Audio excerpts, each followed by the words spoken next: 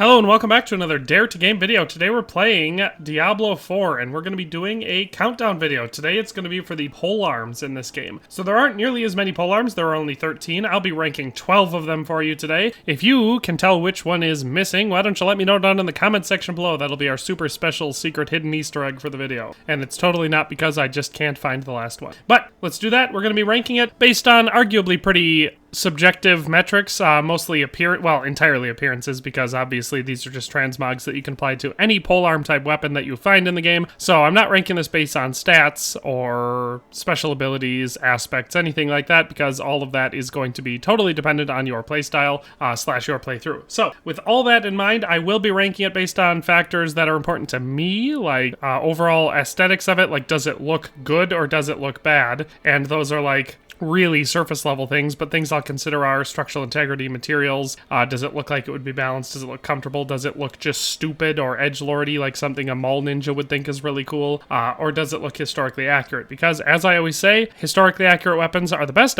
weapons because in real life they actually needed to be effective, so that's why I like the historically accurate designs in video games, even though it obviously doesn't matter and we're playing a fantasy game. So let's just dive on in and start it off with number 12. So at number 12 we've got my personal least favorite polearm in the entire game, the GLAIVE, and I just really do not like this weapon. So for one thing, it's called a GLAIVE even though I have no idea what weapon it actually is, but it doesn't look like a glaive. I've seen enough glaives to say that this isn't one of them, but it's got this weird hook-shaped horn kind of thing up on the top, super oversized, even for the length of this weapon. That's really big. And that weird, I guess you call it some sort of a cross guard. It would make sense if it was a slide guard, something intended to prevent over-penetration with a spear, but this is clearly not a thrusting weapon. If you over-penetrated with this thing, clearly you've got a strength problem because there's no frickin' way you would. But it goes from that to this green haft, which I don't per se have a problem with, but it doesn't do anything special for me. It has a pretty oversized pommel down on the bottom, which, given the size of the top, maybe makes sense for a little bit of counterweight, but whatever the case is, I really don't like the way this one looks. I think it's a really stupid weapon design, and it would not be effective for anything more than a club. It looks more like a candlestick than anything else, so the GLAIVE takes the number 12 spot. At number 11, we have one of the fanciest ones, but also one of my least favorite, and it's the War Crest. So this one is obviously very over the top. We've got a lot of gold, a lot of engravings, a lot of different metals coming together to give it a unique look. It basically looks like a very oversized spear, except for the top of it is not sharp at all. It barely even comes to a point, it's so large. And it's very thick, doesn't have any sharp edges on it, so just realistically speaking, this would be a really terrible weapon. I mean, as far as thrusting or stabbing or slicing or anything like that goes. If you wanted to use it as just a giant, way too heavy club, it would be pretty good at that. Other than that, I think it's a little on the gaudy side, aside from everything else I've said. The only part about it that I do like is the bottom of it, which actually has a somewhat realistic spearhead on it, so if you turned this thing around and just stabbed at the bottom of it, it would actually be far more effective than using it the other way around. So yeah, the War Crest is not great, don't like it, takes the number 11 spot. At number 10, we have another one that kind of pisses me off, the Halberd. So this one is not, so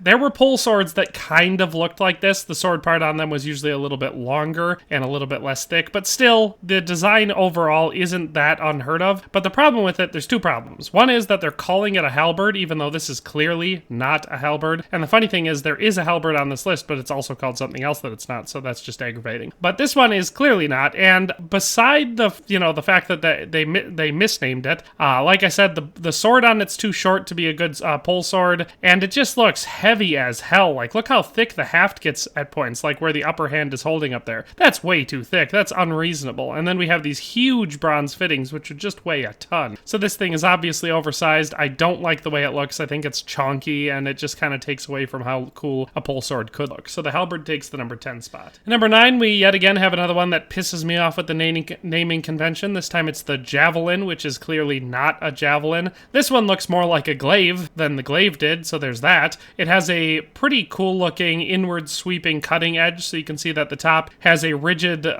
thicker pole section running along the back end of it to give it a rigid spine, and then it has a inward curved slashing, so that's actually pretty cool and decently effective if used correctly in combat.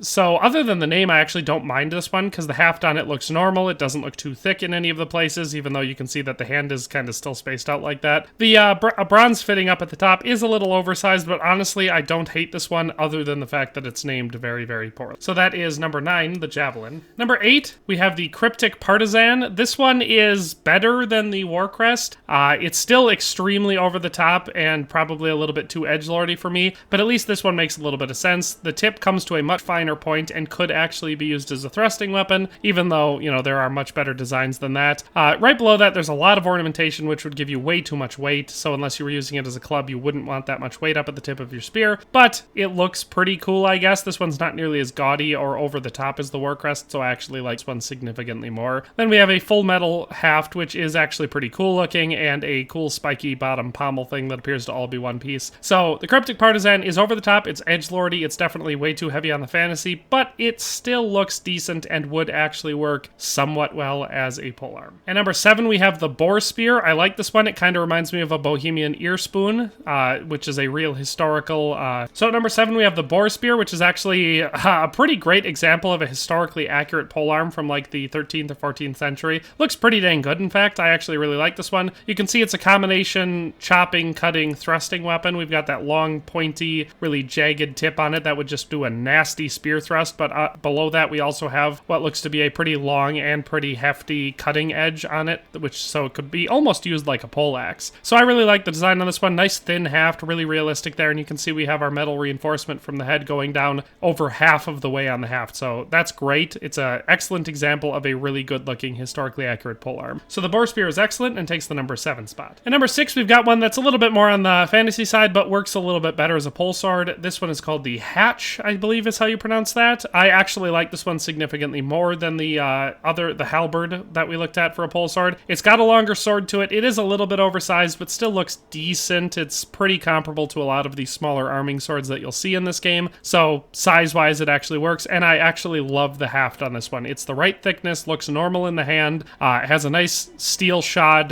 pointed butt on it for stabbing purposes, obviously, and we have a nice cushioned section in the middle there for holding. So I actually quite like the hatch. The top, like I said, is a tiny bit oversized, but it does look pretty good still. So that one takes the number 6 spot. At number 5, we have the pike. This one is another one that's actually pretty dang decent. So this one is slightly more fantasy because we do have a lot less historical examples of any sort of upswept trident design in pikes like this, but it is not unheard of, and it would still obviously be very effective. Now, this one doesn't have that cutting, chopping edge on it like our last one that I really liked, the Boar Spear did, but this one does have a nice long pointed part, and those side points would obviously also be good for stabbing as well. On top of that, we again once again have the relatively historically accurate haft, looks about the right thickness, and we once again have reinforced steel down both sides over halfway along the haft. So excellent, very well designed. I actually genuinely like this one and think it looks pretty badass. So that is the pike, which takes the number 5 spot. At number 4, we have the impaler, which is a pretty good example of a very long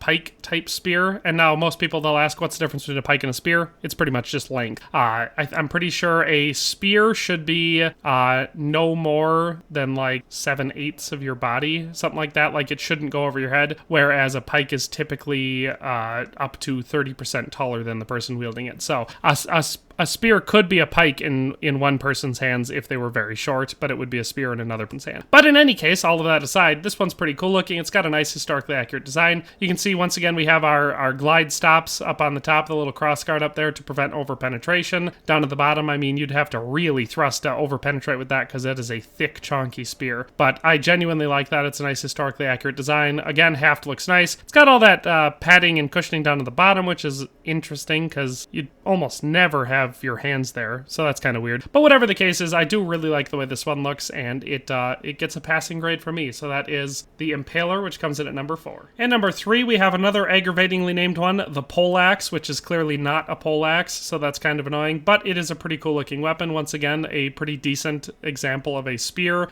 We have a pretty chunky looking haft, but not too bad. It still looks like it would be pretty comfortable to wield. 2 padded sections for gripping. We have a large oversized pommel, this time with a ring in it for some reason. I mean, I guess it looks kind of cool, but it wouldn't serve a whole lot of functional purpose, so I don't get that. Our spear tip is actually decent. It's tapered relatively well. It's obviously way too thick, but it's a video game, so what are you going to do? And then we once again have a glide stop crossguard up top to prevent us from over penetrating. So I like the poleaxe in design. It looks pretty cool. I do not like the fact that this spear is called a poleaxe, but that's number 3. And number 2, we have this pretty dope trident called Fate. This one should really speak for itself. It's just a really cool looking trident. I genuinely like that. It's unique. It feels a little goofy when you're using it in the game, especially if you're using it in a whirlwind build, because you're just spinning it around, and it wouldn't be all that effective there because it doesn't have a whole lot of weight to it. But it is a cool looking weapon. It looks decent for a trident. Obviously, it's pretty oversized for a real-life trident, and that in multiple ways, both length and girth. So the ladies will like this one, but, you know, for us historical fans, we might not like it as much. But it does look cool, and I like the trident design, so the Fate takes the number 2 spot. Finally, at number 1, we have the Halberd. Not the one named a Halberd. This one's named a Lance, which is frustrating, but it's just a real-life Halberd. It looks awesome. I genuinely love this one. Like, I dislike nothing about this one. So we have a full Halberd top, nice big axe with a penetrating point on the back, so you could use either edge of that very effectively. The tip is a nice long spear point, so it would be used excellently as a thrusting weapon. Our haft is reasonably accurately length and girth, so that's good.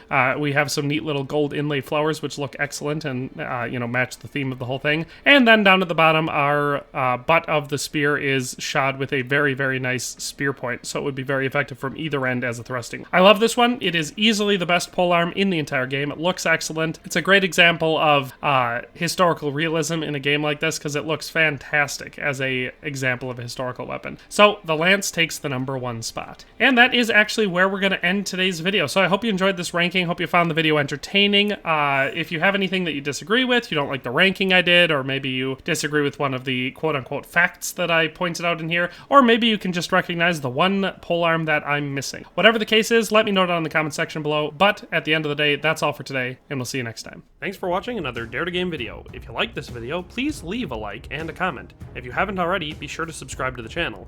If you like my content and would like to support this channel, consider becoming a member today for as little as $1.99 a month. It makes a huge difference. But in any case, thanks for watching and have a nice day. I'll see you next time.